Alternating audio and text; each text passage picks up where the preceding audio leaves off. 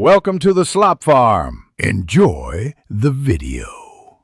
You start by confirming your phone supports widgets and that the OS is up to date. This prevents compatibility issues.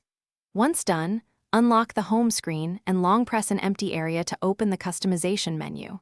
Now tap Widgets or the plus icon to access available widgets. You'll see app names and sizes. This first action gets you into the picker where you choose what type of widget you want to add and where it can go on your screen. You pick a size that matches your layout.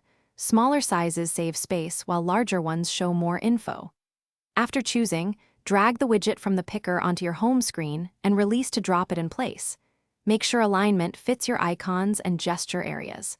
If the widget supports configuration, tap it immediately to sign in, select feeds or calendars, and set refresh intervals. This setup step tailors the widget's data, so its use. You finish by adjusting placement. Long press the widget to resize or move it into a precise spot, then lock or save your layout if your launcher supports it. Once positioned, interact with the widget to confirm its data updates and that tap actions open the right app. If something goes wrong and the widget is missing or blank, check the app is updated and has necessary permissions. If still missing, restart the phone or reinstall the app. That often restores widget availability quickly.